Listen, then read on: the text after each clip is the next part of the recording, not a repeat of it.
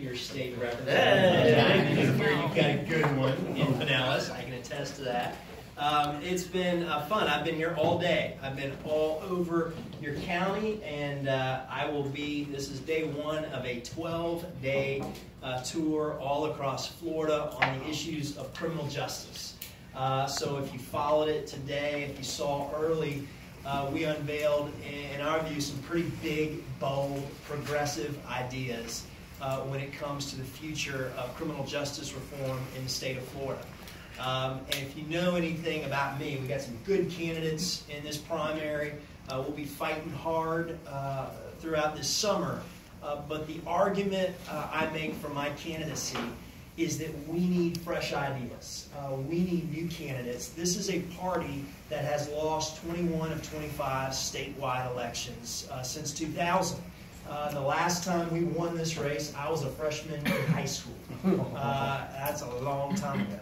And I have argued that we have got to elect a nominee who is capable of being authentically progressive, that is willing to come up, defend, advocate for some of the best ideas available to us nationally, but that is also able to compete with the Republicans when it comes to growing our economy. If you know anything about me, you know that I grew a small business from scratch that now serves affordable housing all across the United States. Many people have called me the progressive entrepreneur, in that I tried to build something that was both progressive and that reflected those values, whether it was wages, whether it was providing full health care, whether it was being deeply involved in philanthropy all across our state and around the world, in Africa and Haiti, but that also was a really successful business. And I think we have an opportunity in our candidacy, if you followed it, to really make the case against the Republican nominee. That this party has an economic vision. It's better, and it's better for people. And so I have been proud over the course of this election, and I say, I'm running not just to win, I'm running with a real aspiration to transform politics. I'm an outsider. I am outside both the Democratic and Republican Party, and I see us doing it very differently. So first, I made affordable housing a huge issue. In your county here in Pinellas, as you know well, you've got crisis-like conditions. Crisis-like conditions. We haven't had a leader in 30 years in Florida that has taken an honest assessment of affordable housing and has come up with the big ideas to fix it. I've got a plan to do it. I'm excited about doing it. I say I want to be one of the nation's most innovative housing governors. It's arguably our biggest economic issue for the future of Florida. I'm the candidate that came out early for a plan I call Free Community College and Trade School.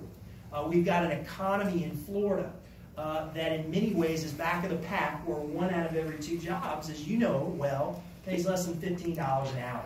And so I argue we got to do something big and something bold to fix an economy that's working for the wealthy and well-connected, but it's not working for a lot of people who are struggling. I was the first candidate in a generation, and I've been so proud to see the Democratic field trend this way, that said if you care about the environment, if you care about rising seas, if you care about clean water, if you care about Everglades restoration, you have to acknowledge that one industry, which industry is that? Sugar. Has a near vice grip on environmental policy in the state of Florida. First candidate speech one that said, I won't take money from the sugar industry and I will not be beholden when it comes to Florida's environment. I can tell you that that was not a position popular with a lot of Democrats, right? And certainly not with the Republican Party, but that's what transformation looks like. Today, in St. Pete, and then I will now roll this out all across the state, I introduced my criminal justice plan. And I am super excited about this. And to me, it's an example of what I see a governor can do in a big, bold way. And I talked about the fact that in the state of Florida, over the last 2 decades, mass incarceration rates have gone one direction. And since 2005, we have doubled the number of people who are behind bars. Florida is a national leader in locking people up. We now, I don't know if anyone knows this, but we lock up about 960 people for every 100,000 folks in the state of Florida. And if you're from a community of color, if you're African American, you have a chance of being locked up 4 times more than if you're white. We have deep, deep inequities in the criminal justice system in the state of Florida. And mass incarceration is, to me, one of our greatest economic and humanitarian problems. And so I came out with a plan today, and I said, I want to be a governor that first is going to give us a North Star objective. It's going to say, this is where I want the state of Florida to go. And so I said, my goal over the next 10 years is to reduce mass incarceration in Florida by 50%, by half over the next 10 years, and 25% in the next 5 years. And I put forward a number of policies that make that possible. I then said, if we're really going to be bold, we've got to take on 2 really powerful elements of what I call the school to prison pipeline, if you're familiar with that term. One is private prisons. And I said, I'm going to be a governor that is going to bring private prisons to an end. I believe that they are wrong. I believe their incentive structures are perverse. And this is going to be a governor that's going to stop private prisons. I then said, and this got a little bolder, this might make some people a little uncomfortable, but I said, I'm going to be a governor that's going to bring the death penalty to an end in the state of Florida.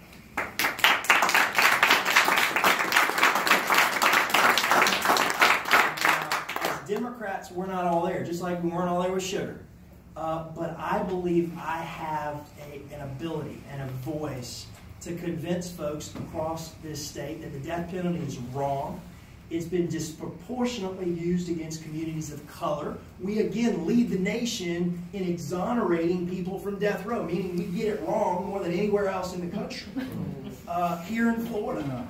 And I say, I'm going to be a governor, and with Sean Shaw, my friend Representative Sean Shaw, who's running for Attorney General, I laid out a plan that I am going to end the death penalty. Now, that's big. That's bold. I talked about the restoration of rights, which I'm sure all of you have signed those petitions like me 9 or 10 times. I talked about the fact that if that doesn't pass, and boy, we hope it passes, but if it doesn't, as a governor, there's a lot that the governor can do, and I will do, to restore rights, because we've created second-class citizens in the state of Florida, 1.6 million, and I want to fix that. I then talked about one of the big issues in Florida, and I would argue the Democrats still have not provided a comprehensive understanding for the people of Florida on this issue, and I talked about the issue of marijuana. And I talked about the fact that if you follow my candidacy, you know this. I have been an advocate for getting medical marijuana implemented right in the state of Florida. And we've messed this up, right? Every possible way the Republicans in Tallahassee messed it up.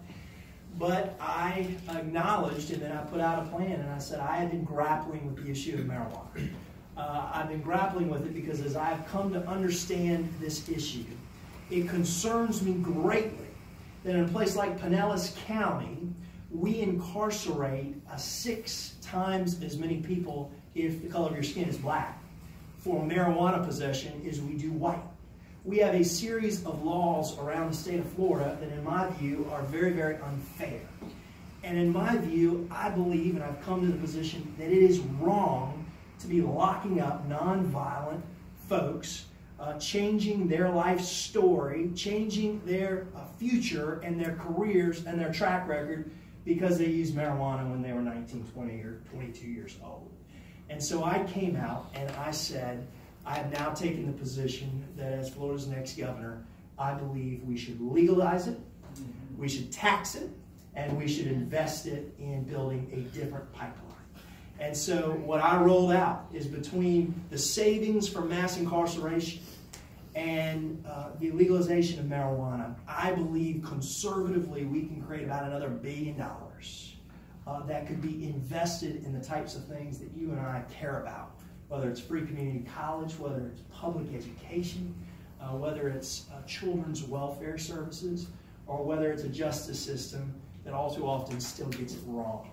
And so this is something that I think is going to define our campaign. And I hope as you learn more about us and as we're we're tracking up all across the state of Florida. We think we're really catching on, and that there are signs that are showing that this is a candidate that's willing to do it very, very differently. So just delighted to be with you, and just appreciate all the ways you're serving our mission and getting folks excited about the Democratic Party and progressive causes, and happy to answer any questions. We have time for anybody who want to. Do 2 questions if anybody has questions. Yes, sir. What would be your position on charter schools? I'm not a big fan of for-profit Good. charter schools, probably like you, and so I've talked about the fact that would be a veto opportunity for this government when it comes to for-profit charter schools. Would you consider taking out the language in 769 that prevents or establishes annual contract teachers? Taking out the language in charter school? No. For public schools. So right now, all new teachers are annual contract teachers, and there's no such thing. I would. So I talk about the fact that you got a major issue when it comes to teachers in the state of Florida, and whether a Republican can beat us, can get by us or not, whoever is governor has got to address the fact that we got a growing teacher shortage and a huge morale issue when it comes to public school teachers. You know, I have children in public school. I met my wife when I was a sophomore in public high school, so I got lots of reasons to like public school.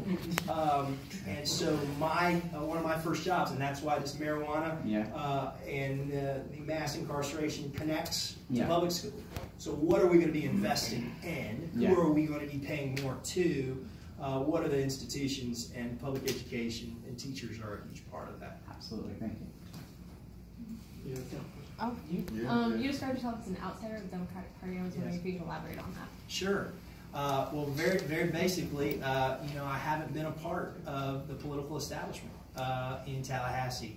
I'm a new candidate. This was not something that I really ever intended to do. This wasn't part of the plan. I turned 40 this year. We've created a business and a series of philanthropies that are doing work, I think really good work, in affordable housing, healthcare, in sending low-income students to colleges. We have a school in Africa. We do a lot of work in Haiti. But I saw a huge need, and I saw a Democratic Party, in my view, that had really had a failure of leadership in putting up statewide candidates that were imaginative and innovative and exciting, and that were able to bring a diverse group of folks together. So I think my team represents my vision of how I would lead the state of Florida.